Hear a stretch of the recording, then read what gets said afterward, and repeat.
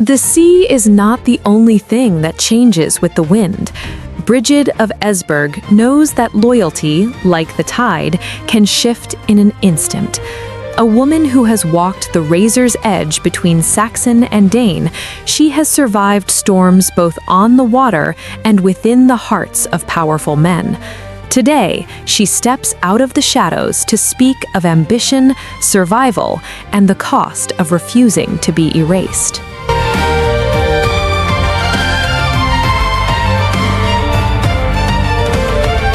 Brigid, thank you for joining us. Can you share a glimpse of your life in Esbjerg before the tides of war pulled you into England's conflict? Esbjerg was cold but familiar.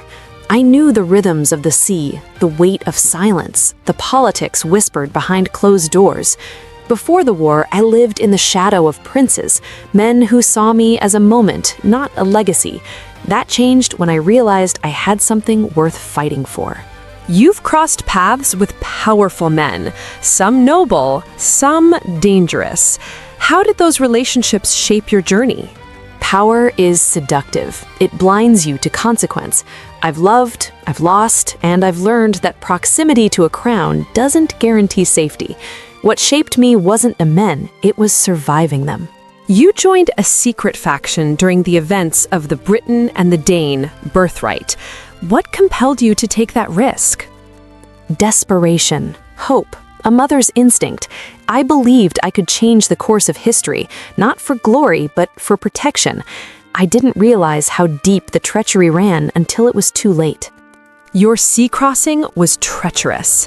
What do you remember most about that journey? The storm felt like a reckoning. The waves tore at our vessel, and for a moment, I thought we'd vanish into the deep. But survival has a way of sharpening resolve. I didn't land unscathed, but I landed changed. You've walked a fine line between Saxon and Danish loyalties. How did you navigate that tension? Carefully. I learned to speak in half-truths, to listen more than I spoke. The Saxons saw me as a threat, the Danes as a traitor. I had to become something else, someone who could move between worlds without belonging to either. You spent time in sanctuary. How did that experience affect your outlook? It was quiet, too quiet, but in that silence I found clarity. I began to question everything, my choices, my allegiances, my faith. Sometimes it takes confinement to see the path forward. You've been accused of duplicity, yet you've also risked your life to protect others. How do you reconcile those truths? I don't. I carry them both. I've made mistakes, grave ones, but I've also acted out of love, out of fear, and out of necessity.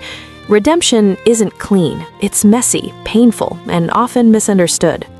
What do you believe is the greatest misconception about women in wartime? That we're pawns. We're not. We're players, strategists, survivors. We bleed, we fight, we endure, and sometimes we change the outcome without ever lifting a sword. Brigid, thank you for your candor.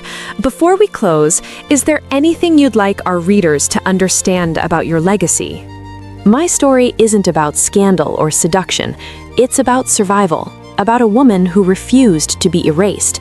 And when the final reckoning comes, I'll be remembered not for who I loved, but for what I dared.